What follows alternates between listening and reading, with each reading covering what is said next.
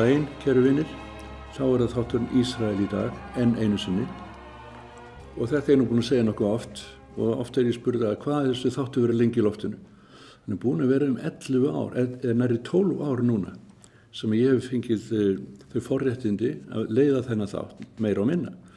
Auðvitað hefur komið fyrir, aðrir hafa komið í minn stað, að meðan ég hef verið til dæmis erlendis, og þegar ég hef verið erlendis, þá vitið þið sennilega hvað ég á við, þá það bara Ísrael.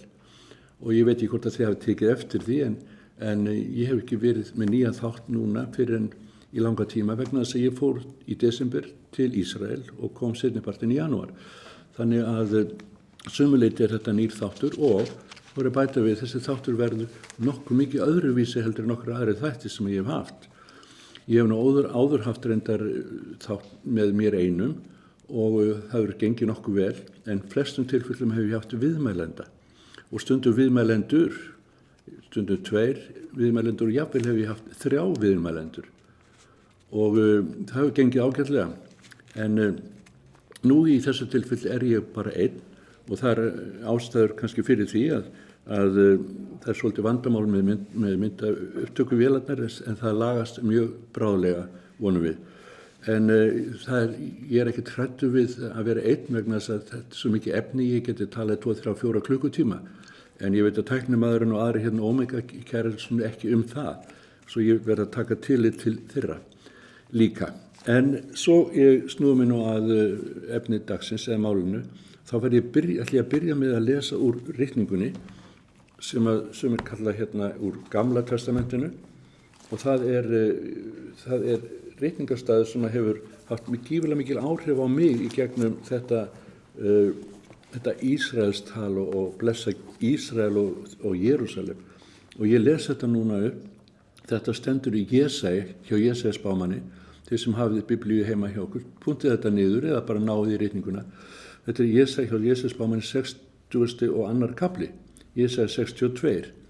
Og það segir svona: sökum Síonar get ég ekki þagað og sökum Jerúsalem get ég ekki kyrr verið, uns réttlæti hennar rennur upp sem ljómi og hjálpræði hennar sem brennandi blís.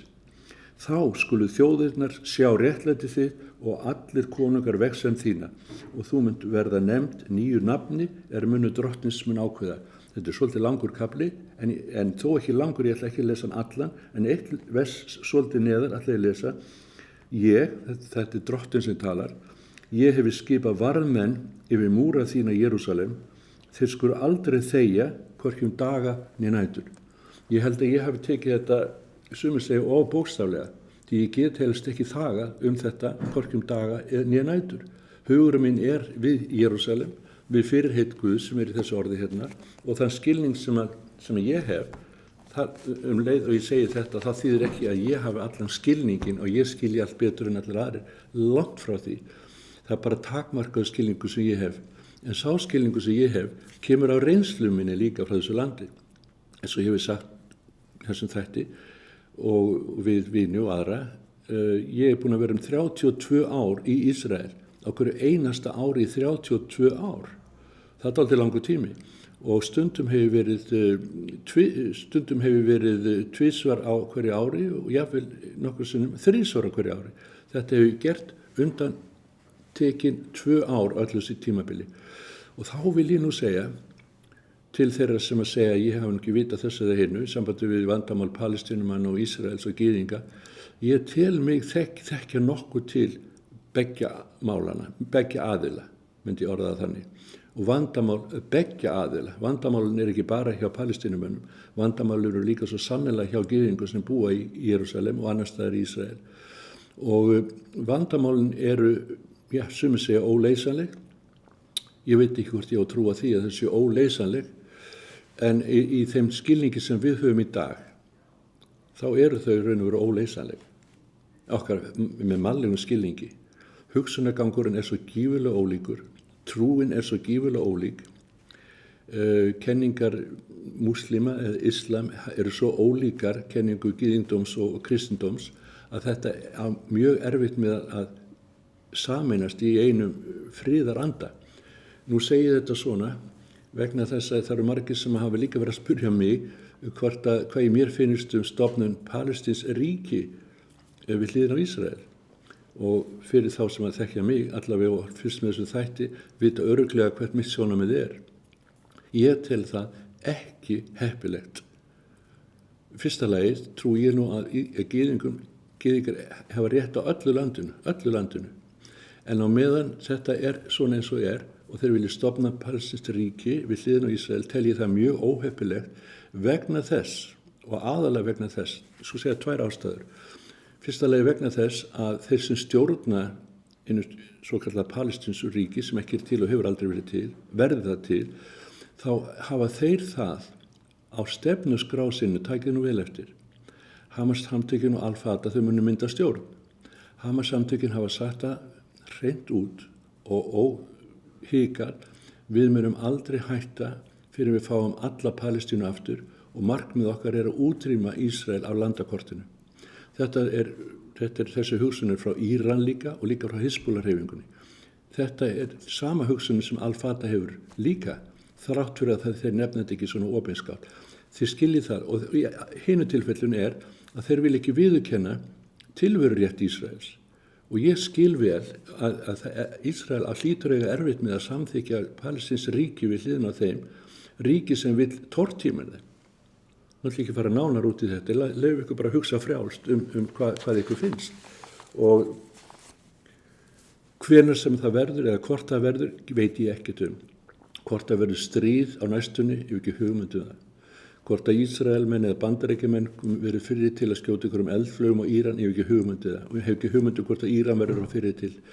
Við skulum, sem erum kristin allavega, við skulum bara engar áhyggjur að hafa þessu, ekki nokkar einust áhyggjur. Við trúum fyrirheitum í þessari bók hérna. Við trúum þeir fyrirheitum sem finnast í bókinni. Við erum ekki bókstafstrúarmenn. Nú nota ég kannski líkingu svona við trúum ekki á bókstafinn, hennar svörtu orð. Við trúum ekki á bókstafinn, en við trúum á það sem liggur í orðinu, það sem liggur bakvið það sem sagt er. Og okkar skilningur er sá að fyrirheit Guðs, Abrahams, Ísaks og Jakobs, þau munu standa, hvað sem okkur finnst. Nú, ég talaði það að þessi þáttur hefur verið svo lengi í loftinu og margir hafa reyndar skrifa mér bæði tölvupost og nota síman og annað til að þakka fyrir þennan þátt. Ég á mikið að bréfum heima, þakka bréfum fyrir að augum manna margra hafa opnast fyrir þessu ástandi í Ísrael. Ástæðinu fyrir því að við stofnum til dæmis opnum þennan þátt á þessari stöð var meðal annars sá að flestir fjölmiðlar hér á Íslandi hafa verið mjög neikvæðir gagnvart Ísrael og hafa ekki birt hina hliðina á málinu. Það gerum við. Þess vegna tel ég þessi þáttur á þessari stöð sé nauðsynlegur. Ég er ekki að segja það að ég sé hrifinn af öllum þáttum sem koma í öllum sjónvarpsstöðum og heldur ekki á Omega. En margir þættir er ég mjög hrifinn af og ég horfi á marga þætti og ég get ekki dæmt hina þættina. En annar mál að ég samt sem að segja hérna, þó svo að ég hefi óbeint fengið svona bent á að ég ætti ekki að leggja áherslu á þetta sem ég langar að segja núna. En þannig er að þekktur maður hér á Íslandi, þekktur maður, formaður jafnvel múslíma á Íslandi, hann hefur sagt í fjölmiðli og nú er ég bara að vitna í fjölmiðlin sem hann sagði þetta í, það var í pressa.is. Hann segir, Omega er með hatursáróður. Omega hefur til fjölda árastaði fyrir hatursáróðri í garð múslíma. Sko, eftir mikla umhugsun, kæru vinir, þá hef ég ákveðið að deila ekki neinum áróðri eða svara honum í þessu tilfelli. Alls ekki. Við blessum þennan mann, við blessum líka múslíma og ég vil ítreka þetta, taka eftir því sem hefur fylgst með þessum þætti. Í öll þessi ár hefur við endað alltaf þennan þátt með því að biðja fyrir gyðingum og palestínumönnum eða arabum. Báðum. Hvers vegna? Þetta er kristileg stöð og við sem teljum okkur að vera kristin, Við trúum á guðkærleikans sem elskar alla menn, nákvæmlega sama hvað trúaskoðanir þeir hafa, eða pólitíska skoðanir þeir hafa, eða hvort þeir hafa enga skoðanir af þessu eða hinu. Guð elskar alla menn og það okkar trúboð, ef ég mætti orða það þannig, að við erum að boða kærleika en ekki hatur og hefnd. Nú ég búin að tala, ég punktaði svolítið niður hérna eins og ég ger oft svona kvöldin áður ég hef þennan þátt og það kemur í ljós í dag eins og alltaf að ég fer ákveðlega lítið eftir þessum punktum sem ég með að fyrir frá mig en þó finnst mér nú gott að hafa það til þess að geta gripið inn í ef mér finnst að ég hafi glemt einhverju og nú það þannig eins og ég sagði að þessi þáttur öðruvísi, við ætlum að hafa hann í svona nokkurs konar tveimur liðum, orðað þannig. Það var marga undrað það að við sem að tilhörum félaginu Síón, vinir Ísraels, við erum kallaði síónistar og ég hef ekkert á móti því orði raun og veru ef við skiljum sanna merkingu orðsins sem hefur ákvæðlega verið misskilin raun og veru. Við sem erum kristin síónistar, orða kristin síónistar, allt í lagi, við styðjum palestínskan barnaskóla í Palestínu sem svo nefnt á palestínsku svæði, rétt á Betlehem reyndar. Þetta kristin grunnskóli sem tekur unglinga, börn frá 8-9 ára aldri upp til 15-16 ára. Þeir fá ókeypis kennslu þar, ókeypis mat og ókeypis bóli til að klæðast í og til að fá að taka þátt í þessu skóla þá verða þeir geta sannað eða foreldrar þeirra að þeir hafi enga möguleika til að fá hjálp annar staðar frá. Og hér á Íslandi hefur góður hópur af vinum skólans sem að hafa stutt þennan skóla í 20 ár og gera það enn þann dag í dag.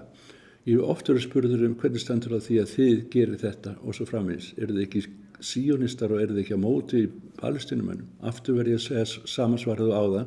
Nei, við erum ekki á móti neinum. Að vera kristin vinur Ísraels þýðir ekki að við séum á móti nokkrum öðrum. Kæru vinni, taki eftir því sem ég að segja.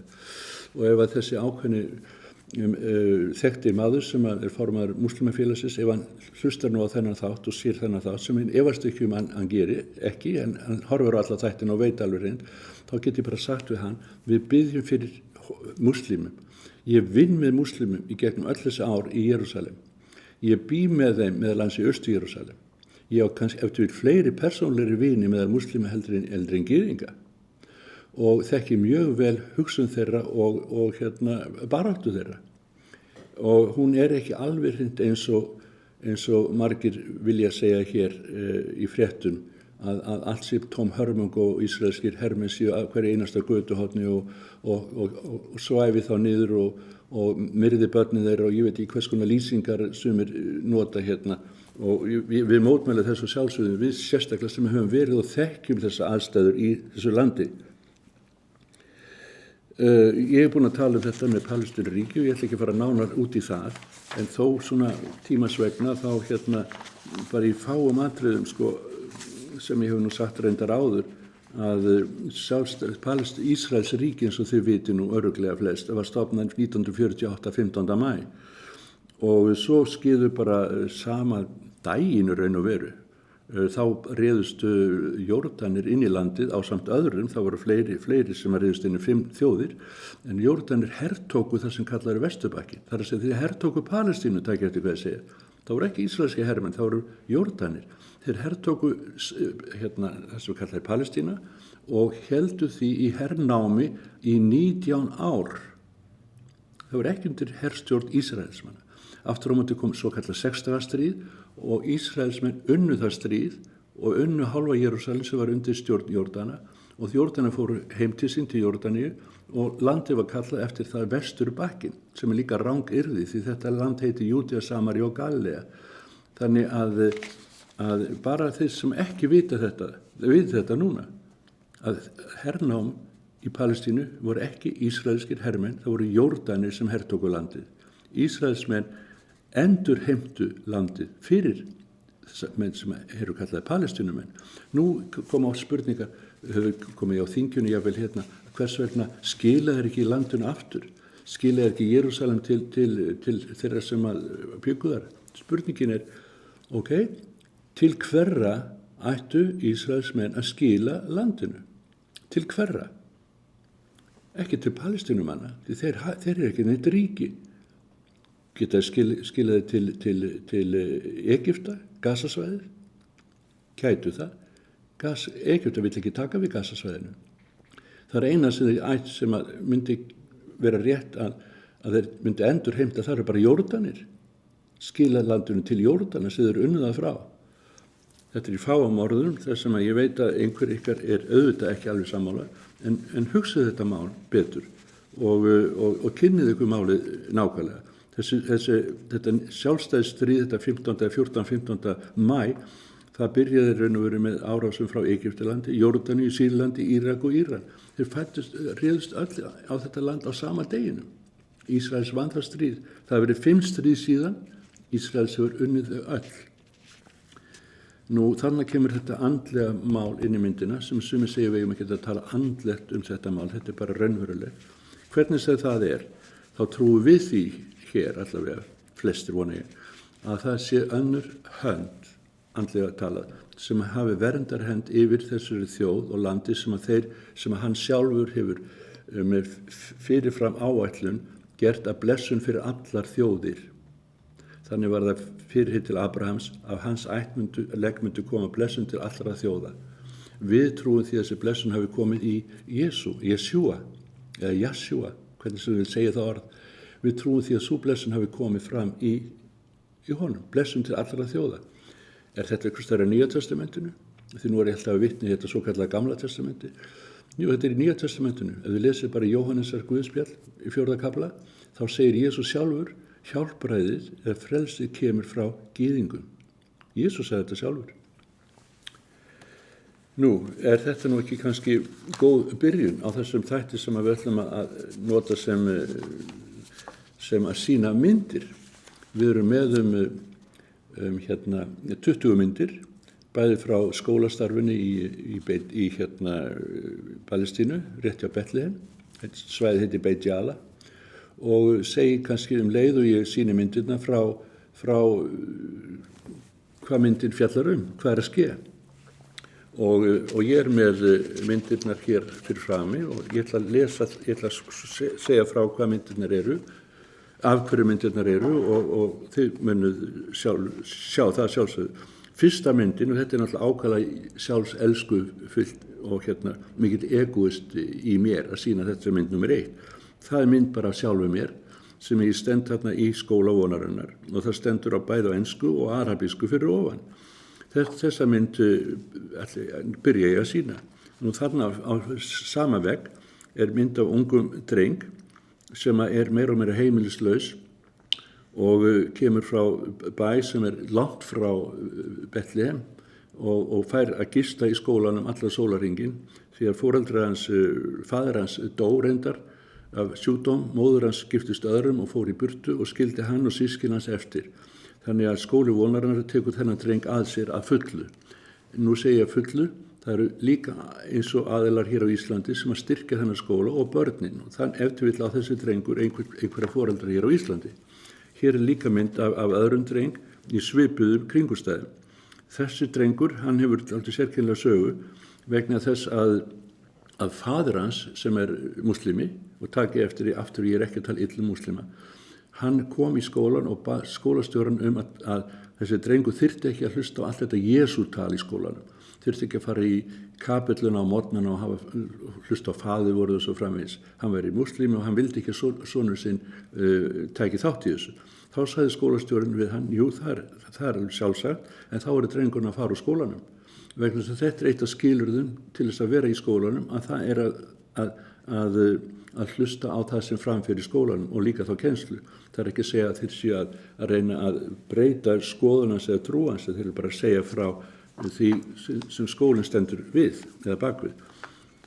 Þeir hugsjón sem skólinn hefur orðað þannig. Næsta mynd hérna, það sjáum við þetta skemmtilega mynd.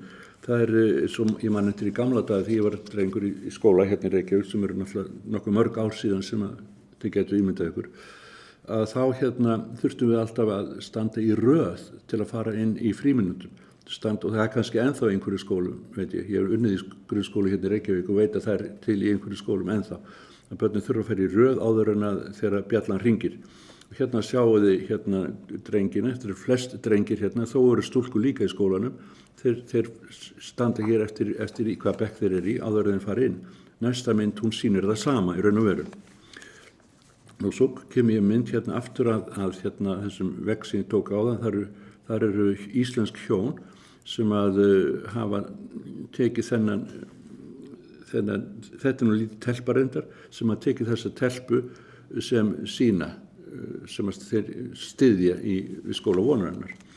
Þessi mynd hér sem ég er nú með, hún er frá tekin jólin í skólanum, þar sem að ég var gestur þeirra á svo kallar jólahátíð og þar er ég með tvö börn, dreng og stúlku, sem að einn samfélag í Vestmannaeyjum hefur stutt að fullu og í gegnum öll þessi ár hafa þeir verið mjög trúfastir eins og margir aðrir stuðningsmenn. Þetta er ég bara að mynda þessu og þetta er tekið í kapelli skólans. Og hérna er ég líka með mynd sem ég er með gjöf frá íslensku foreldrum, nú segi foreldrum en að gesalappa, sem að styðja þennan unga mann eða hafa stuttan og þeir báðu mig að gefa honum þessa gjöf og ég gerði það, myndir tekin í því tilefni. Sama á við í hinni myndinni. Það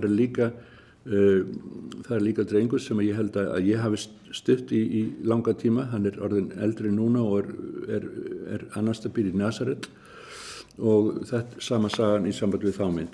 Nú hér er ég líka með dálítið skemmtilega myndir og það eru frá skólastofu. Þið sjáu það er ekki margar myndir á veggjum þarna og þarna sjáu þið líka stúlkur í bekknum, þetta er svona eldri bekkur og þarna sita þeir einir við hvert borð, einn við hvert borð og hlusta á kennslu. Kennslan fer fram, þetta eru ólíkar aldursflokka segir, þessi mynd sé ég með núna, hún er af yngri kynslóð og einni hér er mynd sem er svolítið skemmtileg, tákgræn, þar er stúlka eða kona sem að kennir. Og það sjá, þetta er kristinn skóli.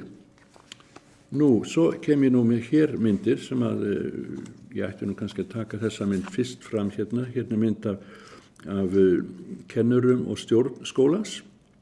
Sá maður sem stendur í miðjunni hérna í dökkum jakka, hann heitir Salomon Duni og kom hingað til Íslands fyrir nokkuð mörgum árum og þar á meðal til Vestmannaeyja og kynnti starfið þar og víðar. Og hér er líka mynd frá hérna stjórnskólans sem er nýleg og þar sjáum við að Ólafur Jóhannsson situr hérna fremsta bekk með kennurum og stjórnendur skólans lengst til hægri eins og ég horf á myndina.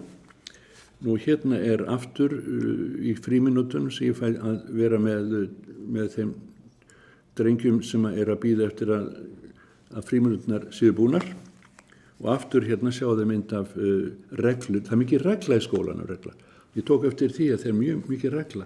Ég tók eftir sérstaklega í matmálstímanum þegar að bekkirnir fá að borða saman. Að þeir talar enginn. Þeir borða en það er engin samtal, það er engin hróp, það er engin köll. Þeir borða í hljóði. Þetta er eitt af reglum skólans. Að þeir mega ekki hafa hávaða á með þeirra að borða. Þetta finnst mér mjög góð regla.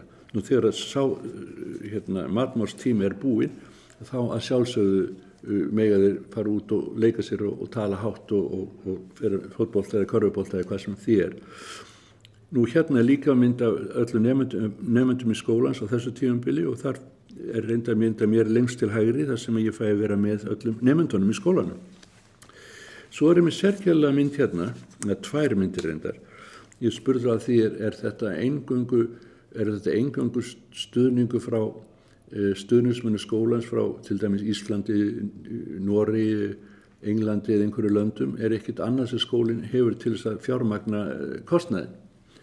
Jú, þeir hafa annað að fjármagna og það skal ég sýna ykkur. Það eru hænsni. Þeir eru með hænsnabú, það eru 5.000 hænur. Sem hvað gera hænur? Það verpa eggjum, ekki rétt. Og þessi egg þau eru seld, jafnvel til góðra og þekktra veitingastaði í Jerúsalem.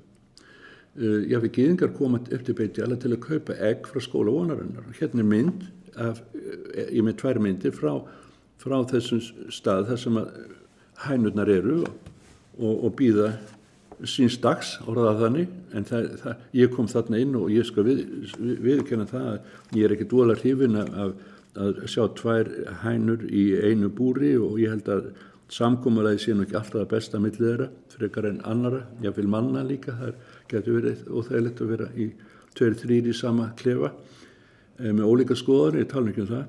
Síðasta myndin sem ég með hér frá skóla vonarinnar, nú reyndar ekki beint frá skóla vonarinnar, heldur ég tók hana bara með vegna þess að hún sýnir að kringum jólin, þá átti ég það til að vera með litlum hóp sem kom frá Jerúsalem og halda svona hátíðarsamkomu á torgi í Betlehem og þar ég sjáði lengst til vinstri, þar maður sem heitir Davíð, kallaði Davíð með trompettin og þar sungið og þar bæði arabar þarna og bæði múslima segju og kristnir og sem að taka bæði þátt í þessu og minnast þessa atburða sem að jólin tengd við. Þá haldi ég hef nú lokið þessari sýningu, orðað þannig. Ég veit ekki eftir höfum við smá hlé núna, en læt það í hendur tæknimannsins, en eftir það að þá ætla ég að sýna ykkur aðra myndir og það frá Jerúsalem. Það að segja frá Íslendingum sem að tóku þátt í Laugskálaháttíðinni í Jerúsalem. Myndir af þeim, Jerúsalem göngunni, hátíðunum í stórum sal og svo framvegis. Og það verður þá núna næst.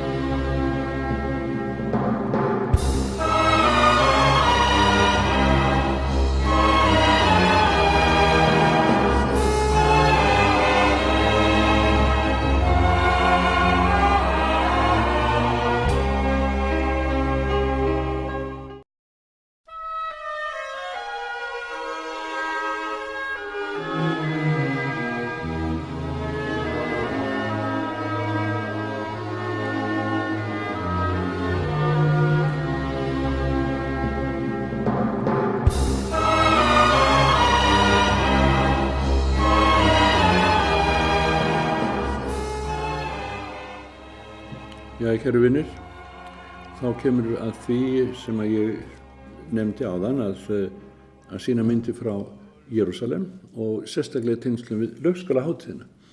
Ég hef farið í mörg ár með Íslendinga á Laugskálaháttíðina. Laugskálaháttíðin eina af 3 aðalhátíðum Biblíunnar, eins og þið mörg ykkar þekkið nú orðið, þar sem við erum byrjað að hafa þessa hátíð hér á Íslandi líka og hefur verið mjög lítið þekkt meðal kristinna kirkna hér á landi og annar staðar, en allavega þá hafa gyðingar haft þessa, eða Ísrael hefur þessi hátíð verið haldin í mörg ár og ég hef haft tækifæri til að fara með Íslendinga á þessa hátíð. Nú því að tala fara með Íslendinga, þá að gera athugun á því fyrir nokkru síðan. Ég búinn að fara með 1200 Íslendinga til Ísrael.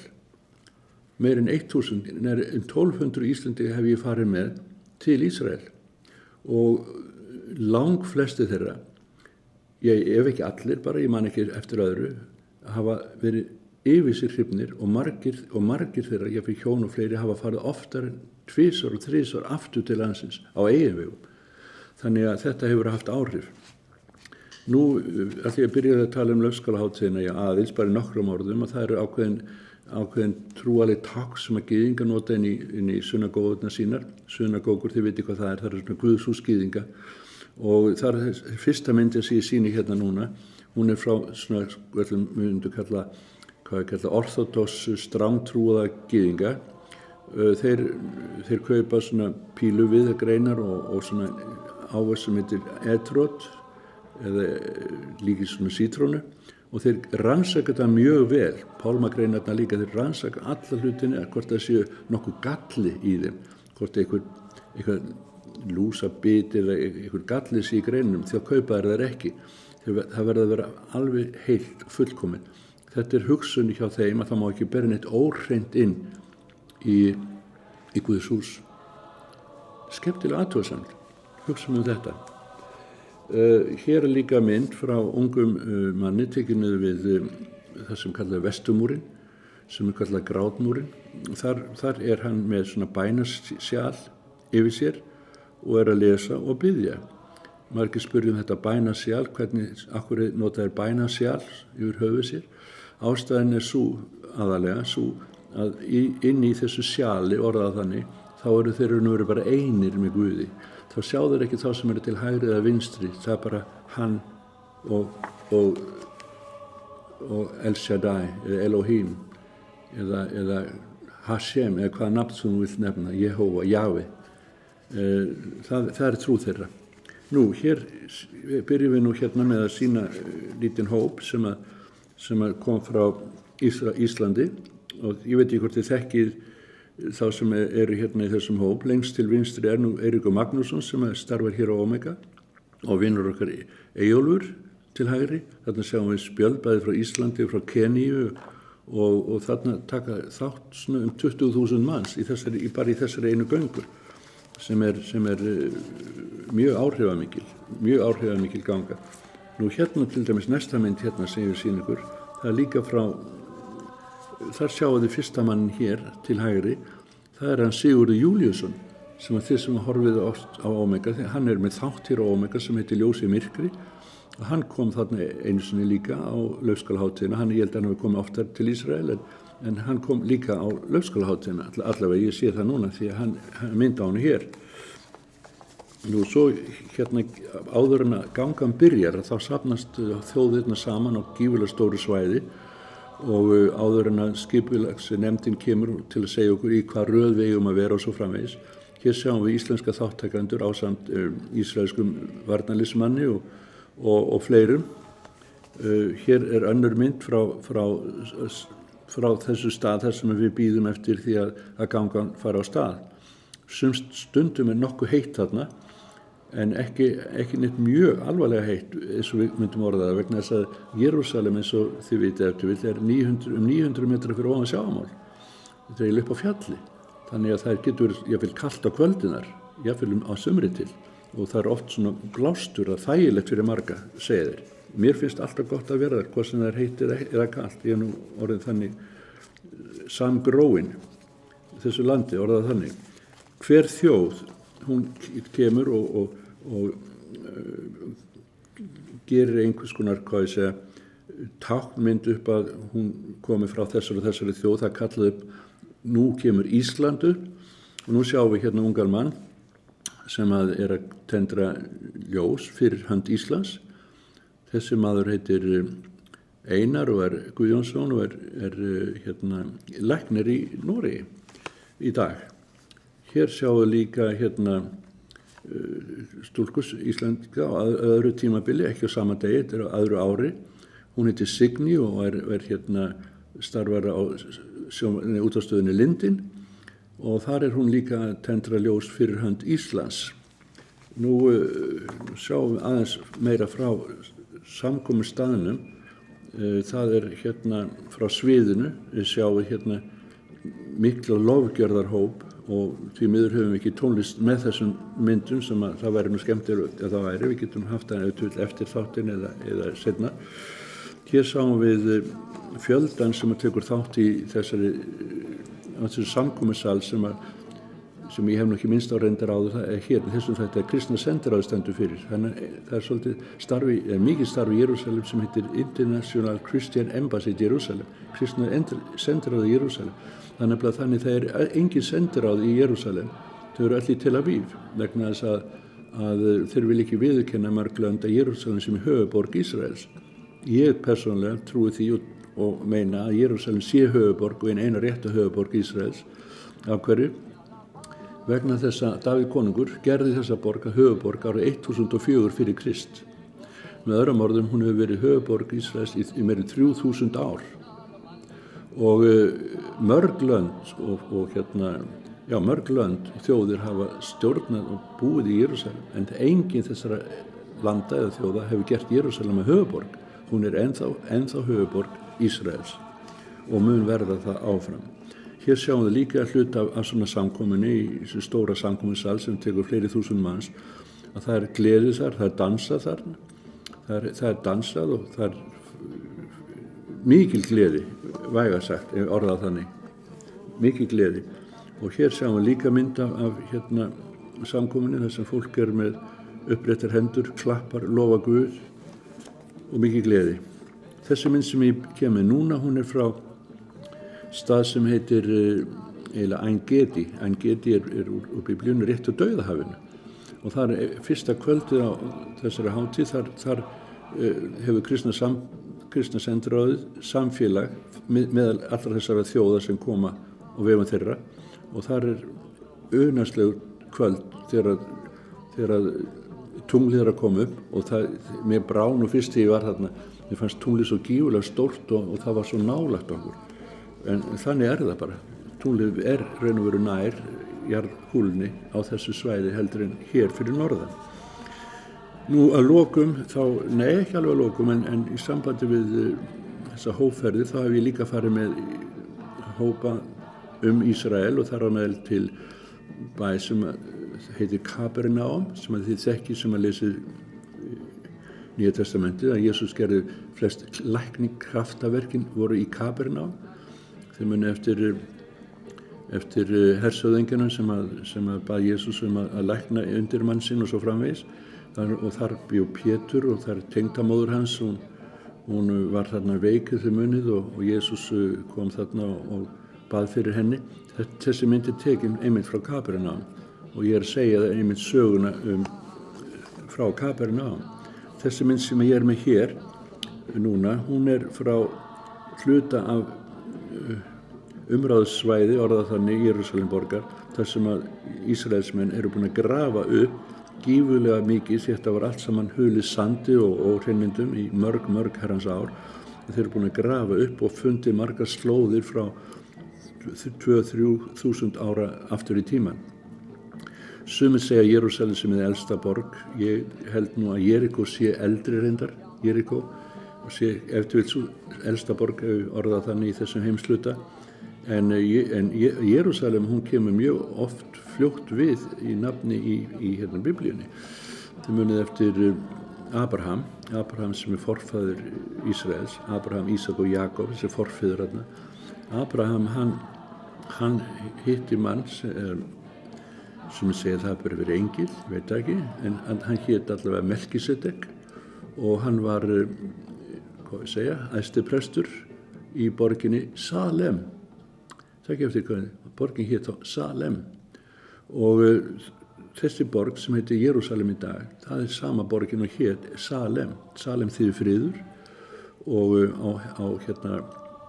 á bæði arabísku og hluta af hebresku, shalom, en þegar Davíð konungur keypti þetta svæði, musterisvæðis af þeir sem byggu þar, og þá gerði hann borgina höfuborg og borgin var nafnuð Jerúsalem, sem þýðir orðið borg friðarins. Kannski rangyrði, því það hefur aldrei verið jafn mikill ófriður í nokkur annarri borg eins og Jerúsalem, bara í alvöru. Í gegnum öll þessi ár hafa verið gífurlega styrjaldir í borginni og mikla blóðsútfellingar, en það hefur líka verið mikill friður í borginni, og 3 stærstu trúarbrögð hér í heimi, í jörðinni allavega, þau vilja öll tileinka sér borgina Jerúsalem. Og Jerúsalem ekkert voðalega stór borg og hefur ekkert gífurlega mikið aðdráttarafl annað en bara borgin Jerúsalem, nafnið, og það undarlegt ef við fyrir að hugsa málið að þessi borg, bara nafnið Jerúsalem, við heyrum það næri hverja einustu frétta í sjónvarpinu, útvarpinu, að þetta svo miðdepill í heiminum. Það snýst allt borginu Jerúsalem, hver á borginu Jerúsalem, hverjum tilheyrir hún, hvað framtíð borgarinnar. Þannig kristnu trúa því að Kristur Jesús, Messías, muni koma aftur þarna. Gyðingar trúa því að þeir vænta Messías að koma hans. Múslímar trúa því líka að Mohammed hafi farið til himins á hesti. Þannig að það eru margar trúar hreyfingar sem að kenna sig við borgina Jerúsalem. Hér eftir á móti ég með myndir sem voru teknar í svipuðum tíma, en ekki beint frá Jerúsalem, heldur frá ekkert mjög langt frá sem heitir Dauðahafið. Ef þið heyrst tala um Dauðahafið, það í orðsins fyllstu merkingu, dauð. Það ekkert líf í því. Og þar getum við farið á Dauðahafið og lagst á Dauðahafið án þess að sökkva. Og það eru margir sem gera það og bara slappa af. en það ekkert líf þar, þess vegna heitir það Dauðahafið. Hér mynd frá nálægt Dauðahafinu og þið sjáu þessi pálmatrí og mikill gróður þarna í kring, og hér hótel sem að Ísraelsmenn hafa byggt fyrir ferðafólk, og mikill gróður allstar áberandi í þessu landi. Og hvernig stendur á því þessu mikla gróðri? Það vegna þess að þegar að gyðingar tóku þetta land eða keyptu mikið hluta þessu landi af Tyrkjum árið 1870-80, vegna þess að frá 1517 til 1917 voru Tyrkir sem að stjórnuðu þessu landi. Þeir voru ekki Arabar. Sko, margir segja að Arabar hafa alltaf verið þarna og Arabar hafa stjórnað þessu, það ekki rétt. Í 400 ár, þarna 1517 til 1917, voru Tyrkir. Tyrkir eru ekki Arabar. En Tyrkir aftur á móti múslimar að mestum hluta, það allt annað.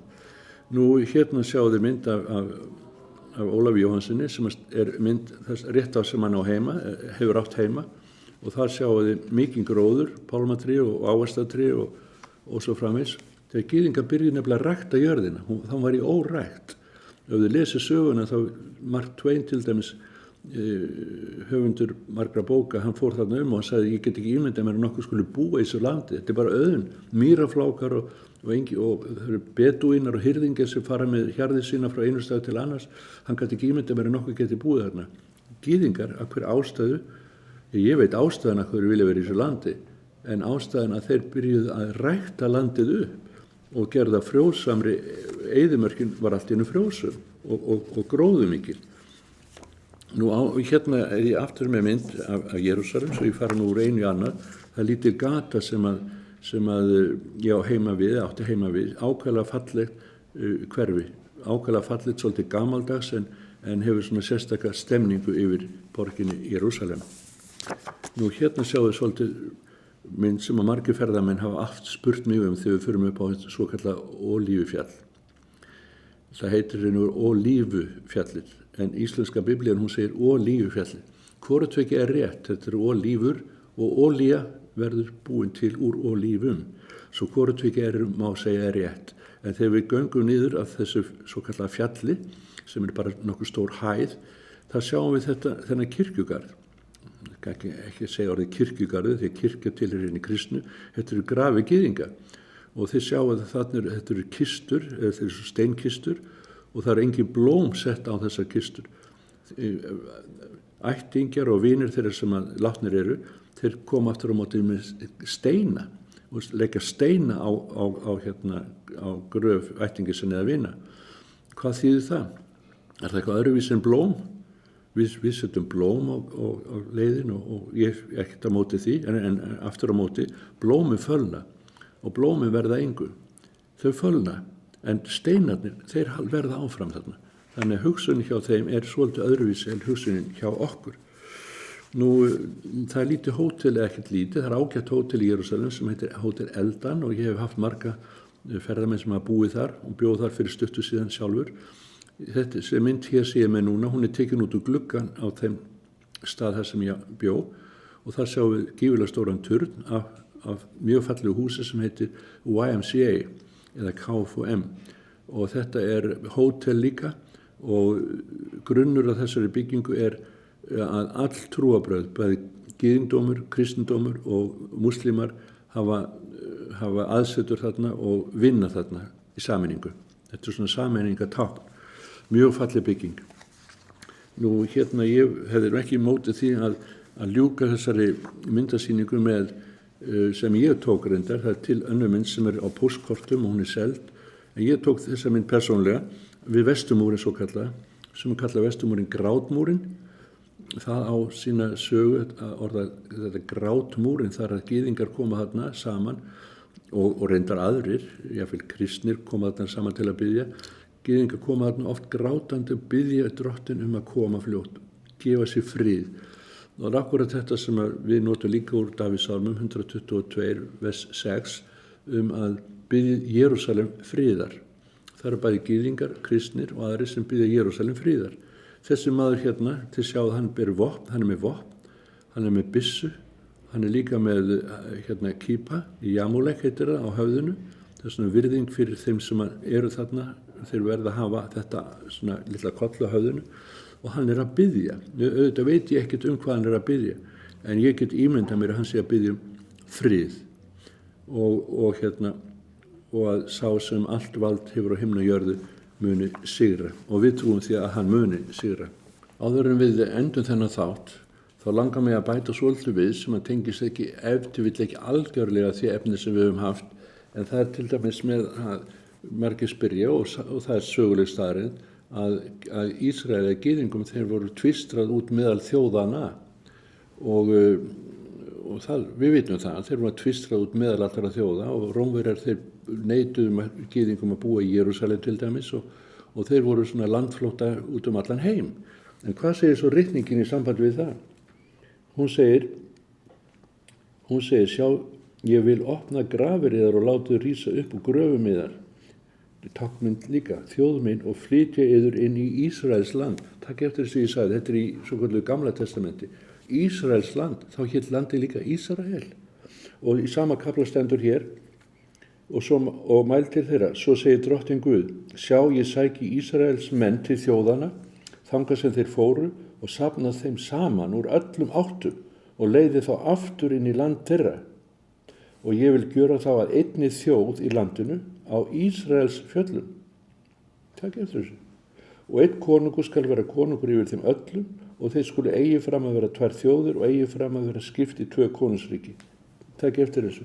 Þessi síðustu orð þarna þessu versi með einn konungur, það spádómur ritningarna Messias, Davíð konungur, öðru orðið sem koma og ríkja í borginni, og við trúum því að það sé Jesús sem koma aftur og muni ríkja í borginni.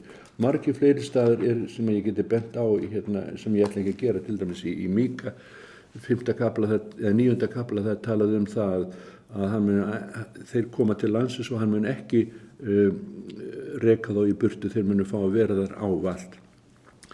Ég í einu þætti fyrir nokkru síðan að þá bók sem hefur verið gefin út sem heitir Golda Meir.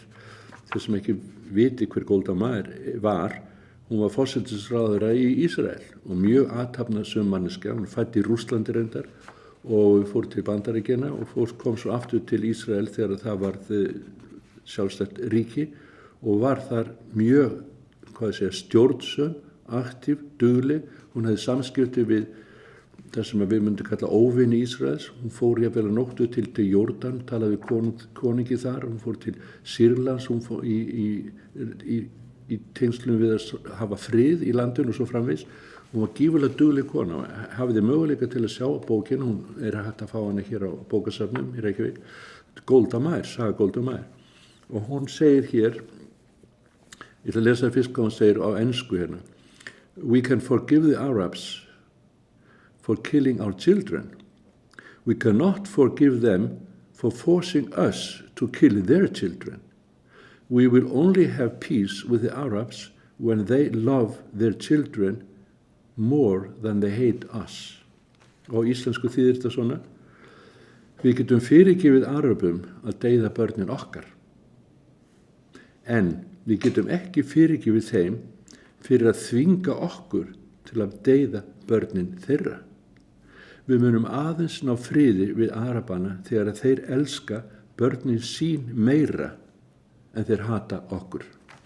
Þetta eru sterk orð sem að Golda Meir sagði og mörg önnur orð sem hún sagði voru ákveðlega merkileg og nú ég komin að raun og veru endi þessara þáttar.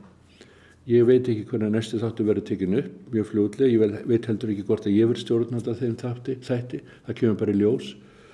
Það svona margt sem að að skýrast meira og minna, en ég vona að þessi þáttur geti orðið áfram og verði áfram, hvort sem ég leiði hann eða ekki.